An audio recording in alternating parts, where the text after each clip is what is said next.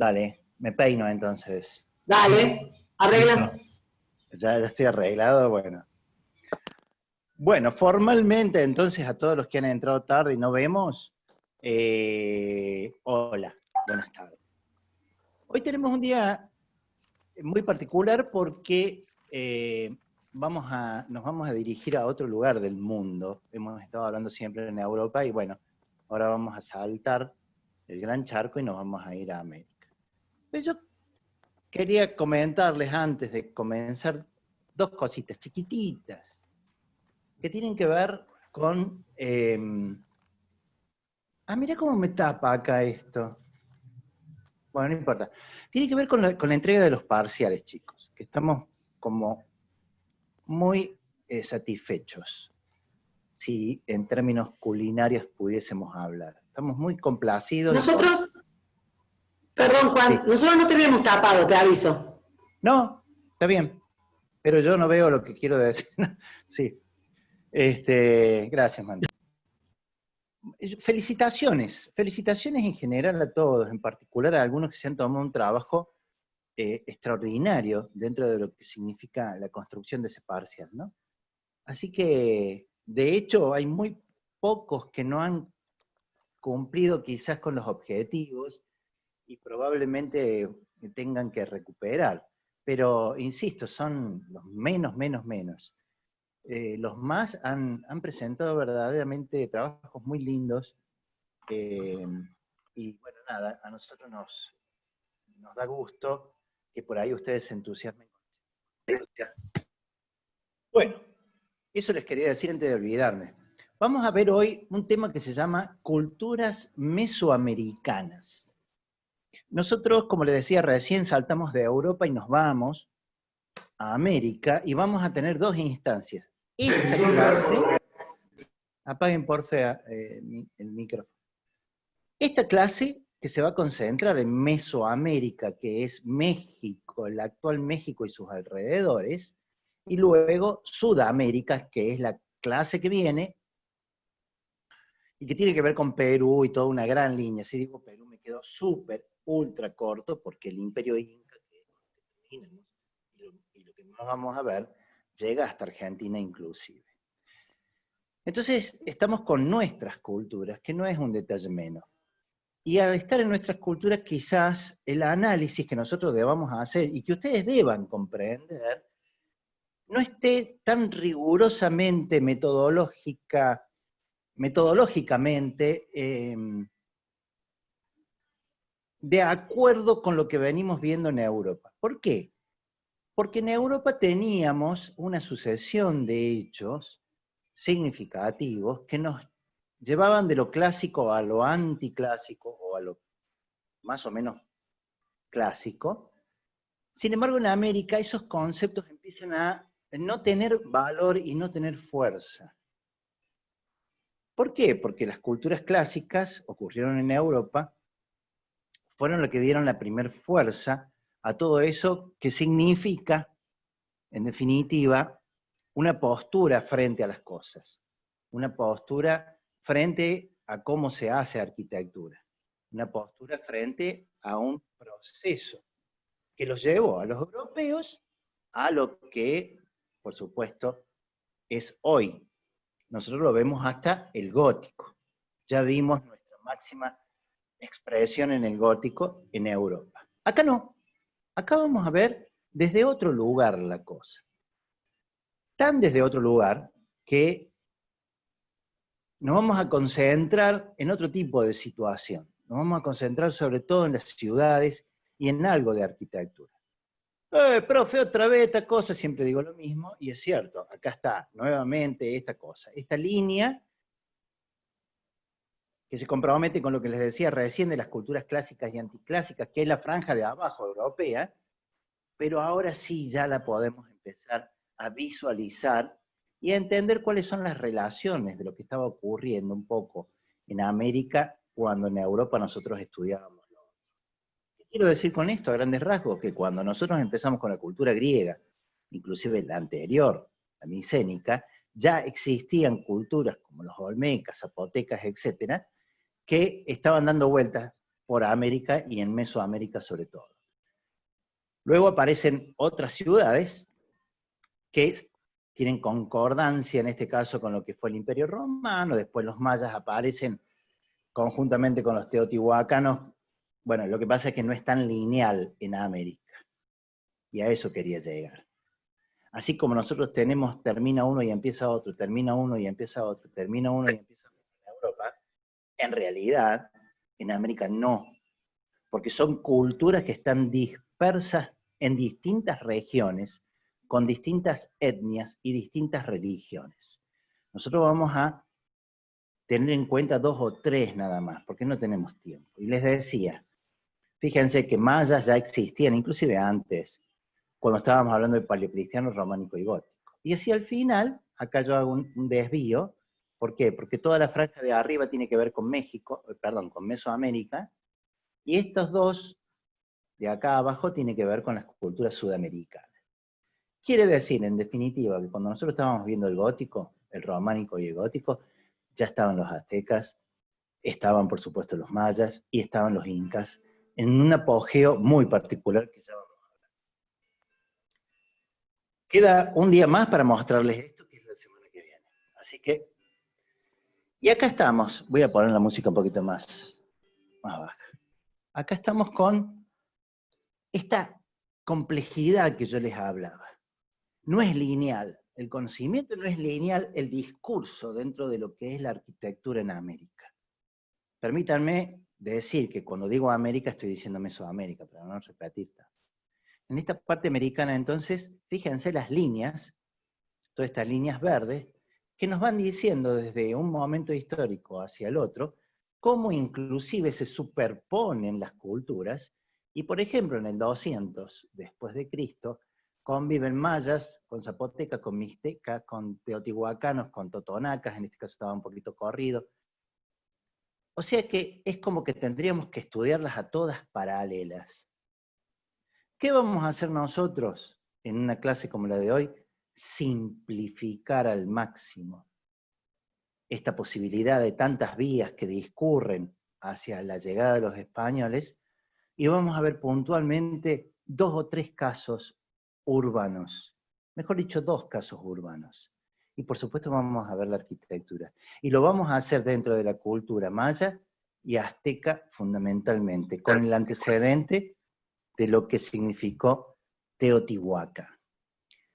Miren el mapita también está hablando mucho, en tanto cada uno de estos colores tiene que ver con alguna de estas culturas. Por acá están los mayas, esta es la meseta central. Acá en este punto rojo es donde nosotros prácticamente vamos a empezar, que es Teotihuacán, y donde después se da Tenochtitlan, muy cerquita, unos 50 kilómetros, donde actualmente está México. Pero como les decía, hay un montón de territorio que se compromete también con un montón de características geográficas. No hay desierto, pero sí hay costa, no hay aridez, hay bastante selva, y en general todas estas culturas se van dando en estos sectores.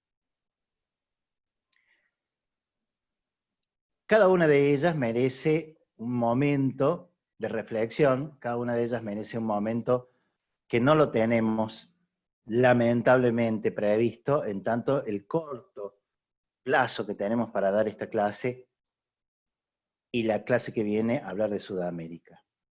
Pero les traigo algunas imágenes que tienen que ver con cada una de esas culturas y en el orden que están arriba, o sea que este sería una olmeca, este sería un maya, zapoteca, etcétera, etcétera, un poco para darle valor a lo que eran nuestras culturas. Cuando digo nuestras, un poquito ajeno porque tiene más que ver con América Central, pero en definitiva de nuestra América, ¿no? O sea que acá hay un acervo, un antecedente cultural, y la arquitectura, y la sociedad, y todo aquello que tiene que ver con las pautas culturales no aparece porque sí. Hay un montón de ensayos, como pasa siempre, y como nos pasó en Europa, para llegar a una arquitectura imperial, como ya vamos a ver al final de esta clase. Un poquito más acotados los lugares, en tanto los nombres de cada una de estas culturas. Hay nombres que son fundamentales. Teotihuacanos va a ser uno, aztecas o mexicas va a ser otro, mayas Los mayas ni qué hablar, es más, hay un capítulo orientado hacia ellos. Y después, los que nos acordemos en tanto, olmecas, zapotecas, vamos a ver algo de Monte Albán, etcétera, etcétera, para que no nos olvidemos que estas culturas no están solas, ¿no? Uno hace la reflexión y dice azteca y mayas, mayas y aztecas. No es así, porque además los mayas son lo que son y los aztecas son lo que son gracias a un montón de todos estos que están dando vuelta desde una época anterior. Rápidamente voy a pasar esto, nada más que porque es el comienzo, el puntapié inicial de una cultura que se llama olmeca, fíjense ahí los siglos, del 10 antes de Cristo. Ustedes piensen que cuando hablábamos de la Grecia clásica estábamos hablando del 5 antes de Cristo.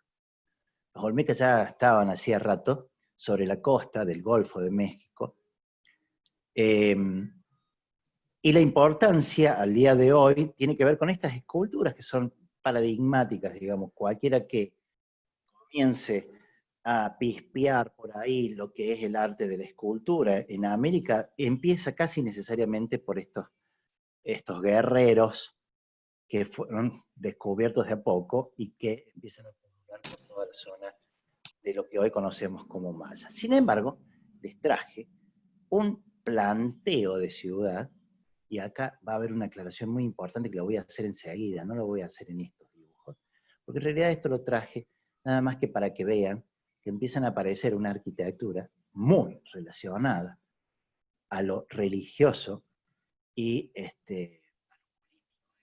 administrativo, que empiezan a generar centros religiosos, centros administrativos, como dije recién. ¿Qué es lo que ocurrió con estos, que eran los primeros? Esto era de adobe, o sea que imagínense que no queda nada. En realidad son reconstrucciones arqueológicas. Se supone una pirámide de tal característica, se supone aquí una cancha de pelota, etcétera, etcétera. Pero rápidamente vamos pasando para llegar a nuestro tema. Pero estas son las culturas que le dieron después sustento a lo que nosotros vamos a hablar. Me encanta Monte Albán, me encanta, me gusta mucho. Una ciudad que empieza a tener todas esas características de asentamiento sagrado, no de ciudad urbana, sino estos asentamientos donde los edificios tienen que ver con lo religioso, tienen que ver con lo civil, tienen que ver con lo político, y que van generando recintos sagrados, y traje esta imagen sobre todo para hacer cierta analogía con el Acrópolis o con el Temenos de Atenas. Si ustedes recuerdan, que sé que lo recuerdan, insisto, porque los parciales han sido verdaderamente muy buenos. Estas acrópolis en Grecia tenían cierta característica que uno podría comparar. Se llama Acrópolis esto, y bueno, si hablamos en griego sí se llama Acrópolis. Lo cierto es que son asentamientos que tienen una importancia, sobre todo por la época, ¿no? Inclusive casi contemporáneos con lo que nosotros vemos con los griegos. Rodeado de edificios, como les dije, que tienen estas características. Fíjense en la escala, esta última foto, no me corre, esta última foto está sacada de acá arriba.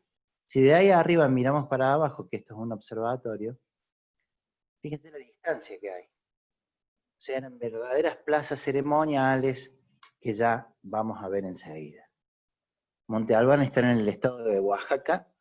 No es fácil llegar, pero vale la pena, por supuesto. Y por último, como antecedente, los toltecas, una cultura con mucho poderío militar, beligerante, de conquista, que va a transitar los toltecas bajo el nombre de toltecas y otros tantos, hasta llegar a los aztecas, inclusive, y a los mayas. ¿Qué es lo que tenemos que rescatar de esta cultura? Dos cosas. Primero, las grandes platabandas o basamentos, que ya vamos a ver de qué se tratan, donde arriba estaban los templos, que en este caso son todos como menires y columnas de guerreros, pero son los toltecas los primeros que empiezan a ejercer ese tipo de arquitectura donde se sobreeleva, como vimos en Monte Albán, los edificios más importantes. Porque esto, chicos, esto que estamos viendo acá, que lo vamos a ver mucho durante esta este teórico, esto es el basamento, ¿eh? Acá arriba iba un templo, no en este caso, y arriba del templo una crestería. Así como los griegos tenían 3 escalones, bueno, estos tipos se mandaron las pirámides. ¿Se le puede llamar pirámide? Sí, pero no hay que olvidarse que la pirámide es religiosa. Bueno, en general son todas religiosas. Lo que pasa es que acá no ofician de tumba. En algunos casos sí, como en Egipto, pero en otros casos no. Son votivos de ciertos dioses que tienen que ver con cada una de esas culturas. Punto. Acá sí hago un rebaje y comienzo una clase que ustedes deberían tener muy en cuenta. Una clase no, comienza la parte donde ustedes tienen que tener en cuenta. ¿Por qué? ¿Por qué? Porque el concepto de ciudad tal cual nosotros lo venimos viendo y que ustedes conocen, que actualmente existe, en donde hay componentes, elementos, espacios urbanos y sectores que tienen que ver con el poder político, religioso, pero también la vivienda, también la gente que vive, hay muy poquitos. Nosotros hoy vamos a ver 2, y les diría que no hay tantos más. Uno de los 2 ejemplos que tiene que ver con el urbanismo en su verdadero sentido de ciudad es este, Teotihuacán, que además es viejita, es de las primeras.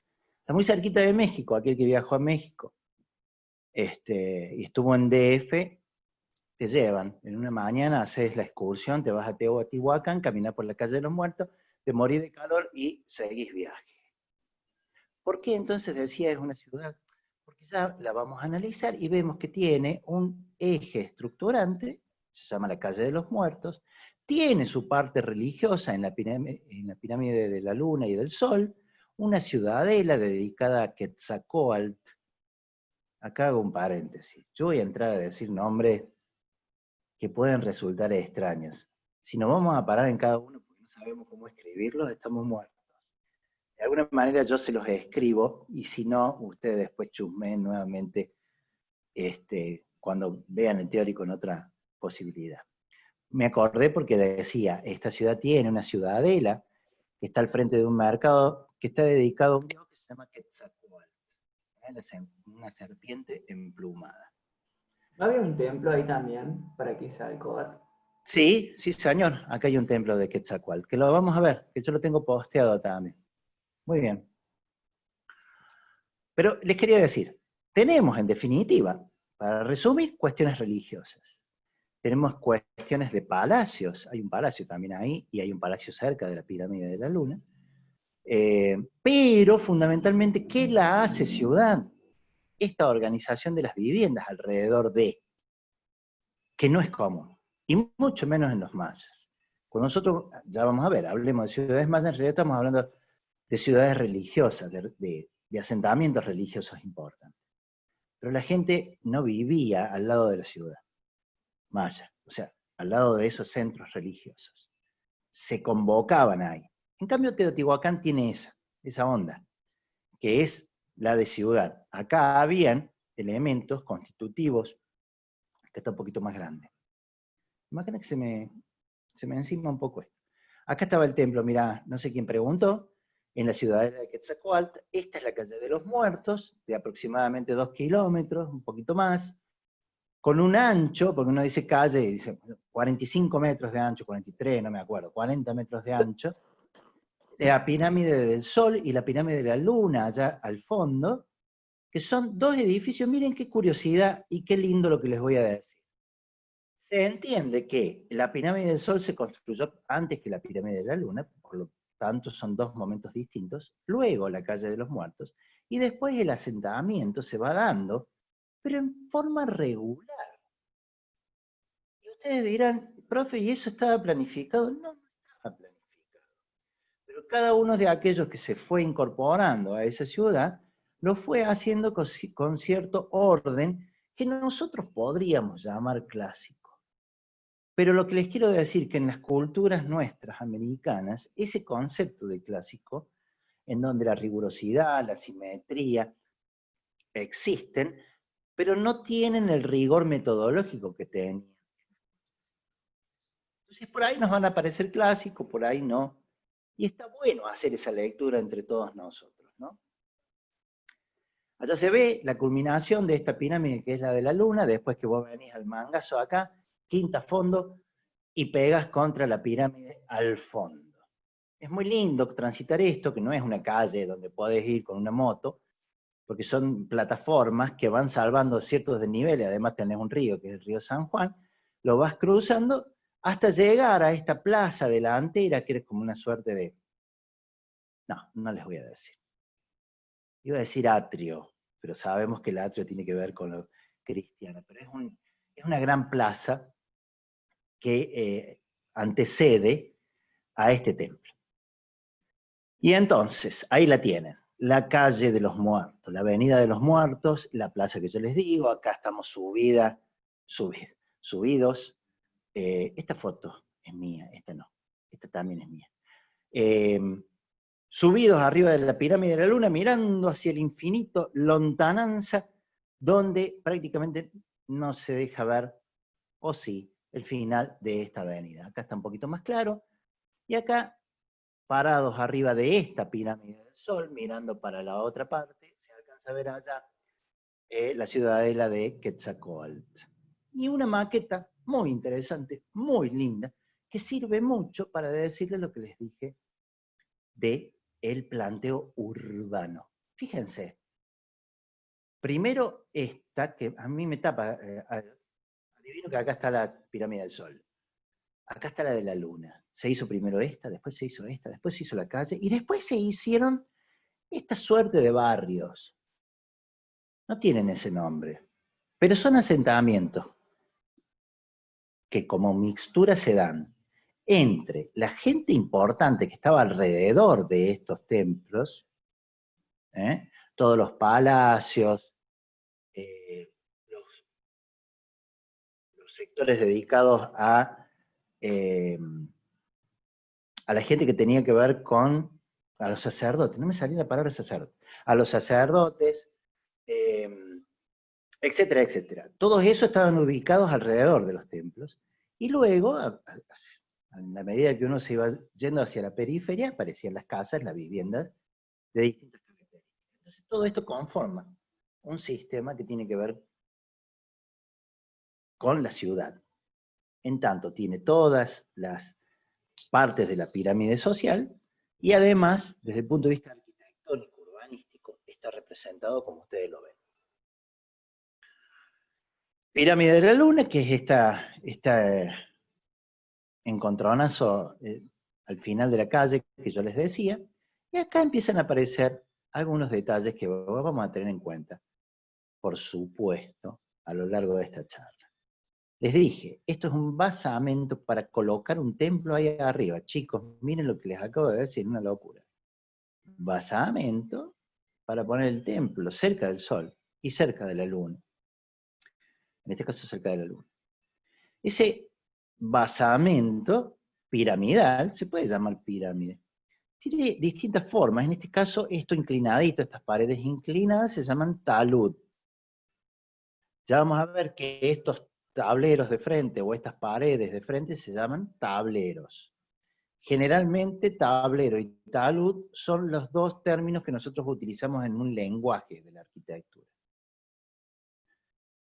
¿Por qué no vemos puntualmente la arquitectura como lo veíamos en los casos de Europa? Porque tienen, por supuesto, las cuatro componentes, que por supuesto que tienen sistema constructivo, tienen función, tienen lenguaje y tienen espacio. Sin embargo, el espacio es siempre mucho más importante el exterior que el interior. El lenguaje sí es importante, y en eso vamos a hacer hincapié. Si ustedes se fijan en la guía de trabajos prácticos, les vamos a pedir que analicen nada más que el lenguaje, dentro de los ejemplos de la arquitectura. Básicamente el lenguaje. Porque si yo tengo que hablar de función, tengo que decir basamento, templo, crestería. Crestería acá no la ven ustedes, el templo tampoco, ya lo vamos a ver.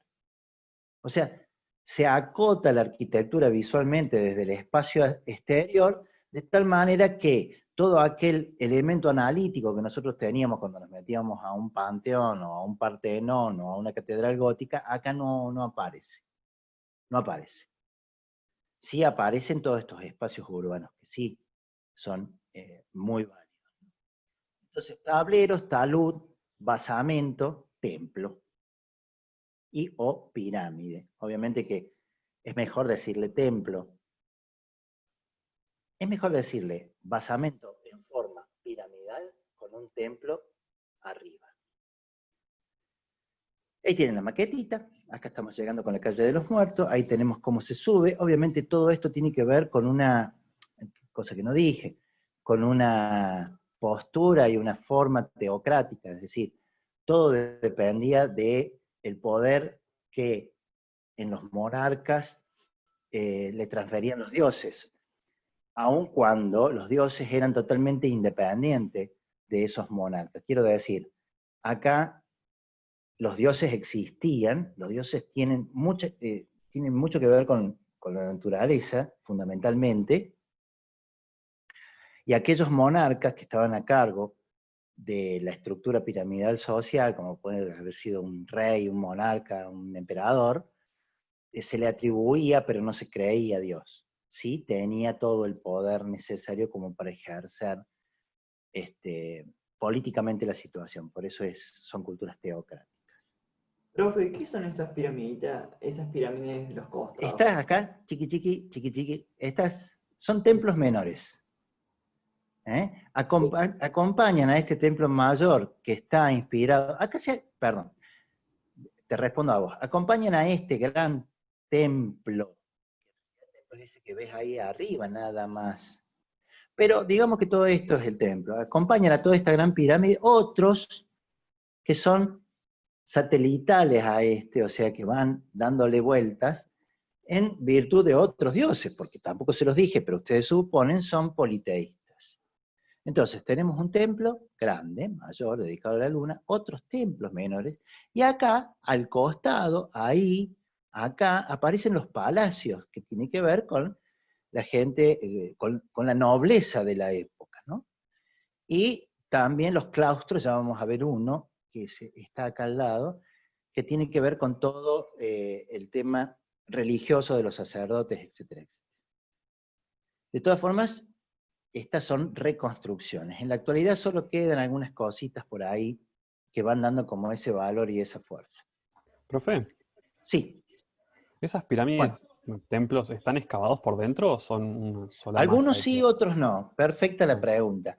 Algunos sí, otros no. De hecho, hay culturas, no esta precisamente, pero hay culturas que sobre las pirámides hacen otra pirámide. Es decir, las pirámides originales quedan tapadas por las otras que van haciendo.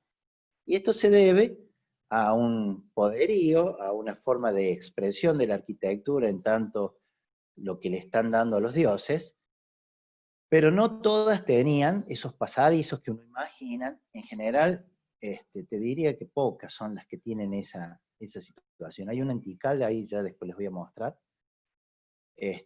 porque, insisto, esto era votivo de los dioses, entonces no había, el culto era exterior y era hacia afuera, no es que dentro de la pirámide estaban, no sé, un faraón como en Egipto.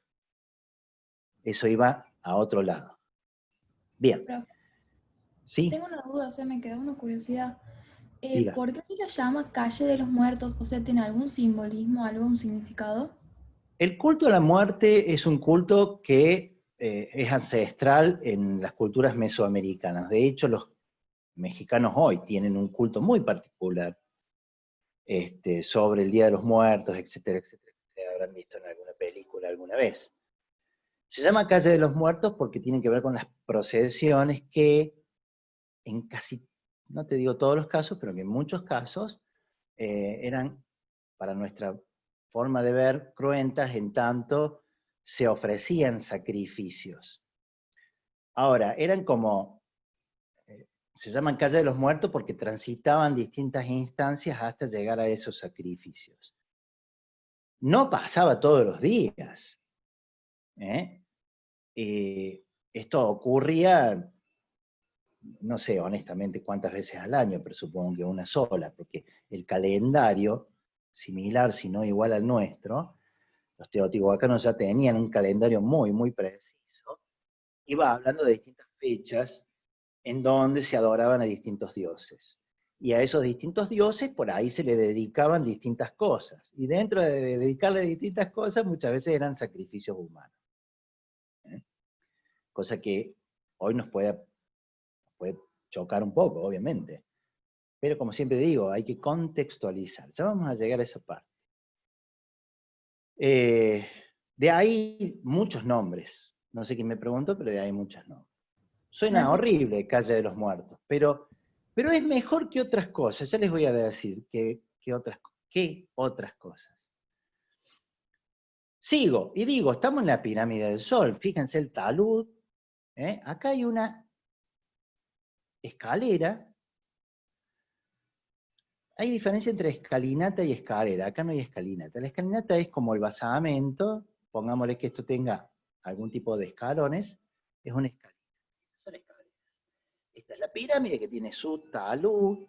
1, 2, 3, 4 estratificaciones o más tabas. Y esto que está acá arriba, fíjense chicos, esto es el templo.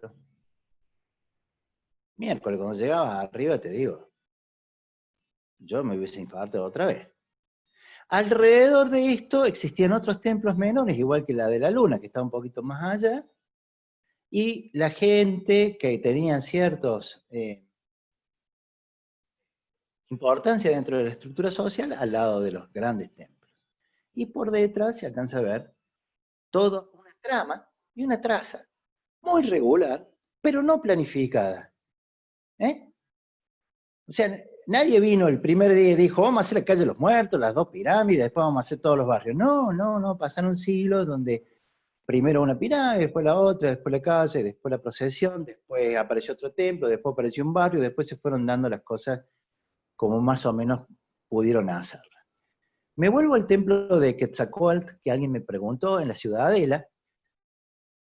El templo, se habrán dado cuenta que los 3 templos faltan, o sea, tanto el del Sol como el de la Luna y este que está en la Ciudadela, de uno de los dioses más importantes, que para esta cultura es la serpiente emplumada.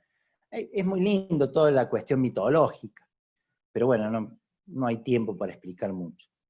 Yo posteé en algún momento esto, y siempre digo que el dios Tlaloc, que es este que está acá, a mí me resulta tremendamente simpático.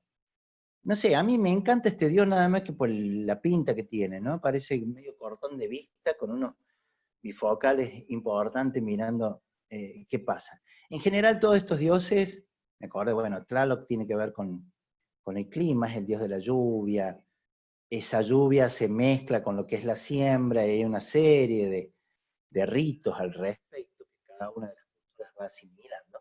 Pero lo que les quería mostrar acá en definitiva es esta distinción entre la escalera, el tablero, que es esta pared que está de él, que es donde están las esculturas. Eso es un tablero. Tablero, tablero, tablero. 3 niveles. Ese tablero también se le puede decir friso. De hecho, también se le dice friso. Y estaríamos, digamos, terminando con esto, que es el palacio de Quetzalpapalotl. Como verán, yo no lo sabía. Lo tuve que escribir porque de todos los nombres creo que es el único que no puedo memorizar nunca.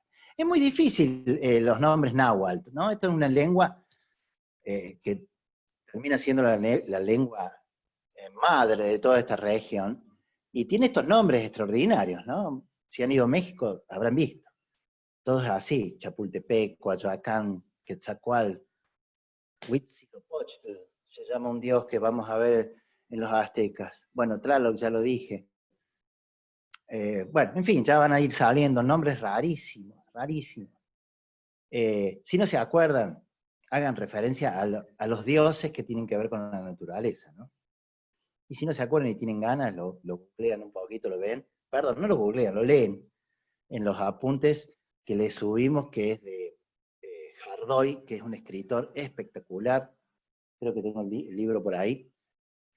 Libro que me prestó una amiga que se llama Meli, y que ustedes la van a tener de profe en 3er año. Bueno, llegamos entonces al palacio. Aquí tenemos un claustro, tal cual vimos los claustros románicos en Europa, digo tal cual porque alrededor de esto se dan las habitaciones más importantes de todos aquellos que tenían que ver con la religión, con los sacerdotes, con lo que hacían las ofrendas, etcétera, etcétera, pero recreados a partir de la idea de lo que era el color.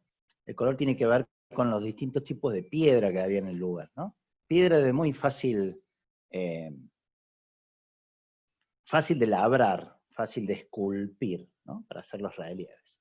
Generalmente, en esa parte que es la meseta central, hay un granito que permite este tipo de cosas. Porque al igual que Europa, chicos, en estas zonas, la arquitectura es la respuesta a una necesidad que depende de la gente, de la mano de obra y del material que te ofrece la zona. ¿Mm? Por eso hay tan poquito quizás de la vivienda maya y azteca, porque estaban construidas de adobe y con techos de paja, entonces desaparece. Nos han quedado vestigios de estos grandes centros que tienen que ver con los religiosos, que estaban construidos para siempre. De hecho, las pirámides y todo lo demás están muy paraditas, muy intactas. Y permítanme que les diga otra cosa, que es lindo de este tema. Es inabarcable e inacabable. ¿Por qué? Porque descubren cosas todos los días. Todos los días se está descubriendo algo que tira por tierra teorías que se daban por ciertas hasta determinado momento. La gran preocupación de por qué las ciudades mayas quedan enteras e intactas y se van transportando o la gente desaparece en virtud de cómo era el sistema maya que ya vamos a ver, es una de las cosas que se va descubriendo. Y en esa selva aparecen ciudades enteras, ¿eh? Hoy. Es extraordinario el tema. Entonces descubren un cipo o una estela, que es una suerte de piedra que te cuenta cosas, y los tipos quedan asombrados porque les tira por tierra muchas teorías que veníamos pensando desde hace años, ¿no? Bueno, Teotihuacán fue lo de recién. Ahora vamos a entrar a otra ciudad, con concepto y criterio urbanos según nuestra forma de ser, de ver, que es Tenochtitlán. Tenochtitlán es la ciudad capital, cabecera de la última parte del Imperio Azteca. ¿Mm? ¿Por qué digo de la última parte y me demoré en decirlo? Porque en realidad los aztecas son lo que son, como les dije, gracias a los toltecas, gracias a un montón de otras etnias que fueron conformando en esa parte central lo que terminaron siendo los aztecas como imperio que terminó invadiendo y anexando otros pueblos a sus dominios. Extraordinaria esta ciudad, rara, caso único les diría yo, por lo menos en la historia del urbanismo. ¿Por qué? Porque Tenochtitlan está adentro de un lago que se llama Texcoco. Este es el lago Texcoco. ¡Pum! ¿Dónde está eso? Donde actualmente está México. F. Ya vuelvo a eso. Dentro del lago aparece la ciudad. Aparece una ciudad muy importante, una ciudad muy grande, con muchos habitantes, donde cuando los españoles llegan y hacen un primer contacto, quedan asombrados, y hay un montón de relatos de Hernán Cortés y toda la gente que terminó invadiendo y haciendo desastres, pero bueno, hay un montón de relatos al respecto, de tal manera que el mismo Cortés hace hacer este mapa de esta ciudadela o esta ciudad que está dentro del lago. Fíjense acá, se alcanza a notar la ciudad, un poquito más, no en la escala, pero por lo menos formalmente, dentro de ese lago. Y yo voy haciendo clic y van apareciendo, fíjense acá abajo, chicos, lo que es la ciudad de Tenochtitlan. Es una ciudad hecha y derecha. Es una ciudad que tiene componentes en tanto trazas, tramas, calles, sendas, canales, ya vamos a ver que la mayoría de esta cuadrícula también está dado por una suerte de canal que se va comprometiendo con esa ciudad y que la ha hecho crecer en la época que llegaron los españoles. No se ha puesto de acuerdo todavía los autores cuánta gente tenía, pero alrededor de 200.000. Si decimos que tenía 200.000 habitantes, está bien. Y considerando que Europa estaba saliendo de una peste muy grande, del 1300 y pico, Londres, por ejemplo, en ese momento tenía 60.000 habitantes, que es el dato que me estoy acordando ahora. O sea que 200.000 habitantes para un tipo que venía de Europa, miraba semejante ciudad y dice, ¿qué pasó acá? De hecho, yo creo que Cortés quedó no solamente asombrado, sino que, haciéndole caso a la corona, termina invadiendo y haciendo de desastres, porque pudo ponerse al hombro muchas de esas otras culturas que estaban alrededor de los aztecas y le ayudaron, digamos así, a conquistar definitivamente Tenochtitlan. Acá la tienen. Ya vamos a volver al trazado y todo lo demás de la ciudad. Pero me encanta esto de estas calles hechas para comunicarse con la parte continental, por decirlo de alguna manera, que son calles hechas de tal manera que, por ejemplo, el abastecimiento de agua potable de esta ciudad venía por unos acueductos desde el otro lado de la costa. Y esto lo traigo simplemente para que ustedes vean qué locura lo que pasa en México DF. Esta es Tenochtitlan, que es esta cosa verde que ustedes ven ahí. Y esta es la Ciudad de México hoy. Yo les diría, no vayan a México porque en algún momento va a ser así. Y va a desaparecer. De hecho, no sé si alguno de ustedes ha visitado México DF, yo tuve la suerte en algún momento. Todo está agrietado, todo tiene un movimiento, parece todo elástico. Los sismos se manifiestan con muchísima facilidad porque está el DF de hoy en el lecho de lo que fue el lago Texcoco. Y por más asentado que esté el terreno, la geografía no perdona, y todo esto es, una situación muy particular. Por eso les decía que a mí me sorprende mucho la ciudad de Tenochtitlan por esa razón. Acá estamos. Vamos los bifes, che, deja de hablar macanas. Era como una Venecia americana. Sí, no tanto, porque digamos los conectores de agua, ahí te lo explico, los conectores de agua no tenían, casualmente, no tenían continuidad, estaban interrumpidos, o sea, vos venías, primero que no venías en un barquito y en un momento, pum, te pegabas en una de esas calles, casualmente eso es lo que les quiero explicar ahora. Un espacio urbano significativo, ¿qué?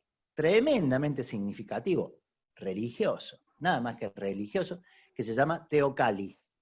Se escribe, acá está, Teocalli.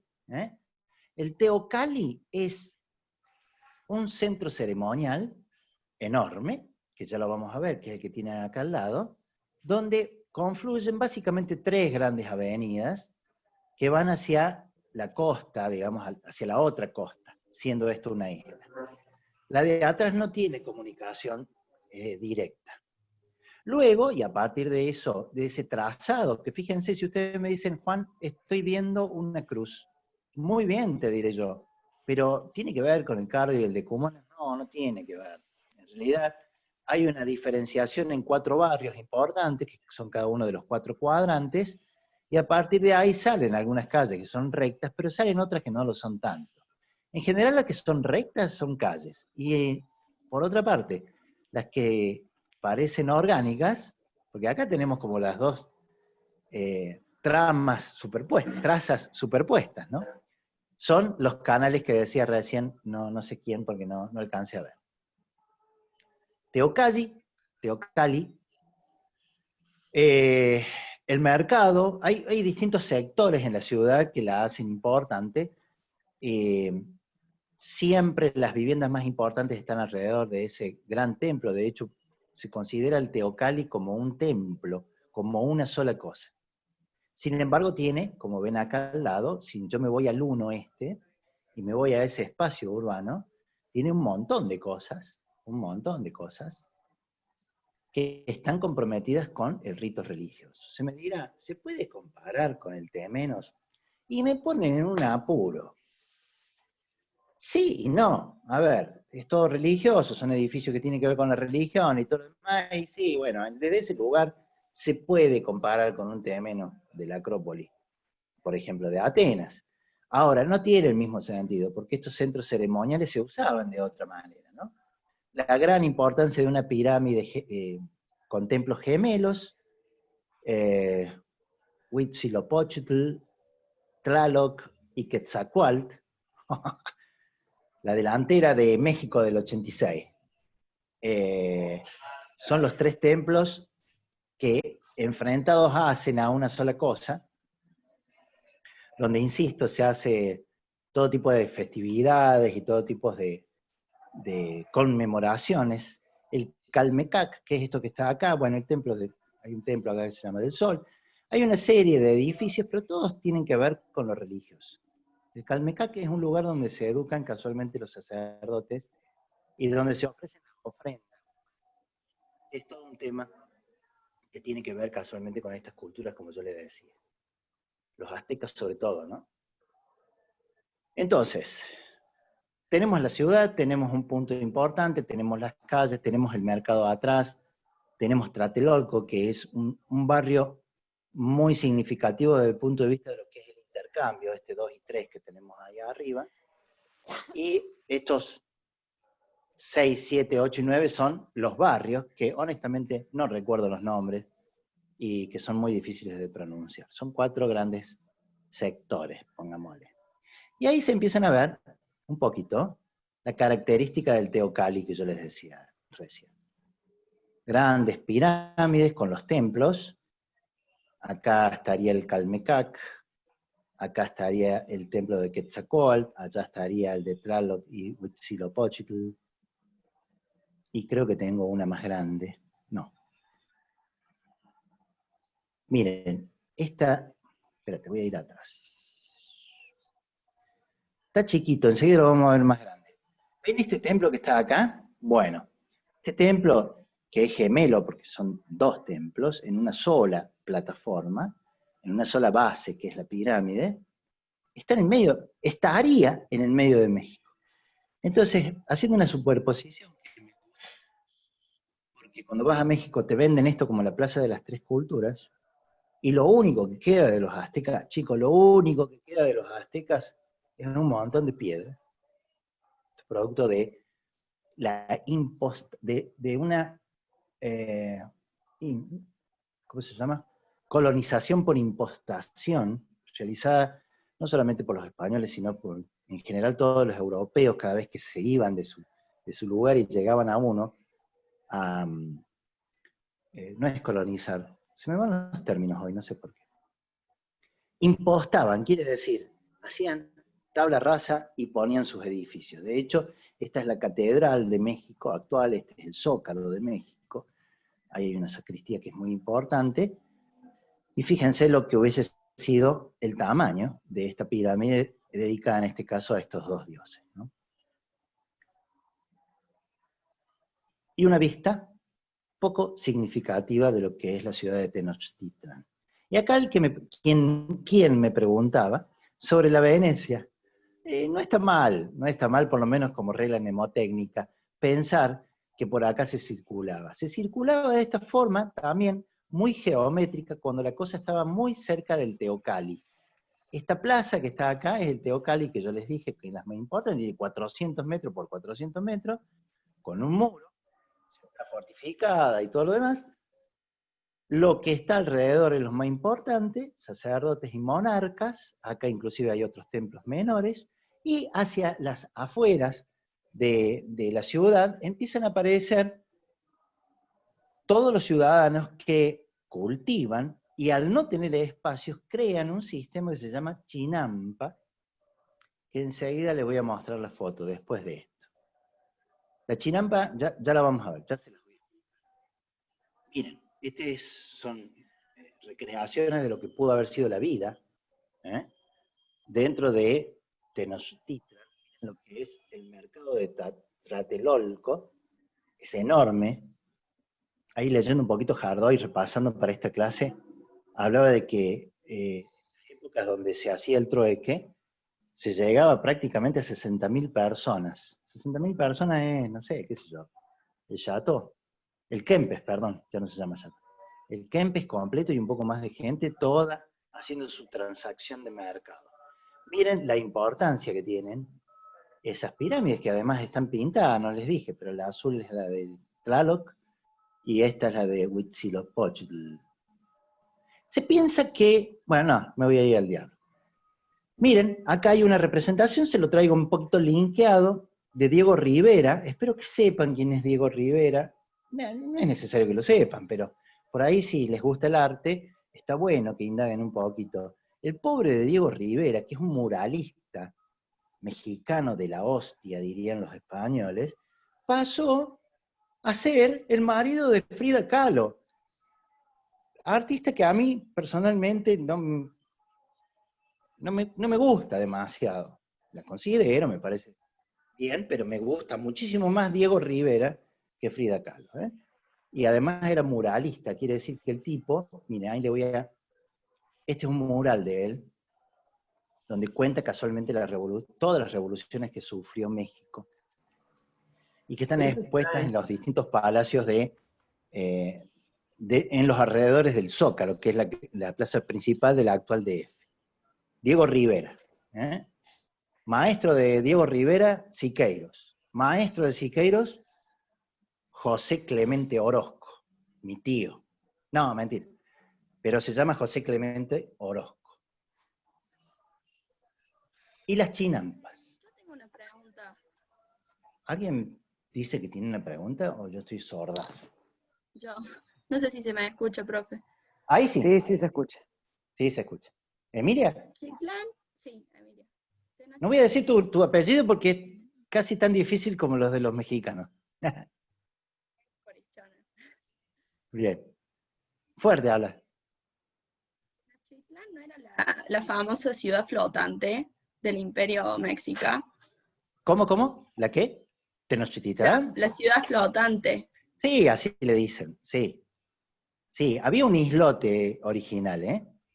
Lo que pasa es que casualmente, Emilia, mira, el recurso este que les estaba por explicar, que es anexar territorios, no son flotantes precisamente, pero se le gana al lago estas especies de parcelas que eran cultivadas por los ciudadanos que después iban al mercado de Tlatelolco. Fíjense, acá hay una más grande, donde se accedía de esta forma. Esta recreación me gustó mucho porque tiene mucho que ver con eso. Eran empalizadas, donde arriba se le ponía tierra y generaban, sí, una suerte de isla flotante, y muchas veces se la considera así.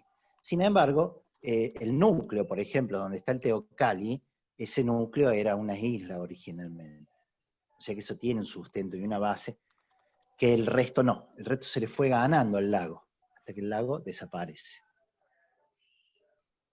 Bueno, creo que termino con eso. Sí. Dos links, no quiero decir consejos, porque quizás no sean para tanto. Pero hay una película hecha por Mel Gibson, que no sé si saben quién es, un actor, que se dedicó a dirigir, y en su dirección hizo dos películas, esta que se llama Apocalipto, que tiene que ver con la vida de los aztecas, si la quieren ver. No está mal verla, es muy cruenta, es muy sangrienta, y muestra, digamos, desde un lado medio morbo todo lo que significó la cultura azteca. Que es cierto, ¿pueden apagar el micrófono? Es cierto que tenía mucho de sangrienta, ¿no? En tanto los sacrificios humanos y todo lo demás. Bueno, eso se ve bien en esta película de Mel Gibson. Sin embargo, como director no se luce mucho, pero hace otra película, sí, ya que estamos hablando de cine, que se llama La Pasión, de la vida de Cristo. Esa película es un peliculón. Nada que ver con esto. Y un libro, del otro lado, Apocalipto por un lado, una película y un libro que a mí me gustó muchísimo. Se llama El Conquistador, de Federico Andajasi. Andajasi es un escritor argentino que gana un premio importante, el premio Planeta, que lamentablemente ha dejado de escribir y se ha puesto a hablar de política. Lo dejo ahí. Saquemos sus preferencias políticas, que pueden ser como la de cualquier otro, pero es un tipo que da ganas de agarrarlo y decirle, loco, escribí, no hables de política, no hables más de política, escribí. Es hermoso este libro, es la historia a la inversa, es la historia a la inversa del descubrimiento, no de América, sino de Europa. O sea, un maestro mexica agarra un barquito, sale y descubre un nuevo mundo, que es Europa. Entonces el tipo relata lo que va viendo. Y lejos de lo que recién decía yo acá del tema de lo sangriento que tiene la película de Mel Gibson, que es cierto, es una cultura sangrienta, es muy gracioso y un pasaje muy lindo, que cuando el tipo, el mexica descubre a Cristo crucificado en la cruz, y escribe en sus relatos, ¿qué gente sangrienta será esta que crucifica a sus propios dioses?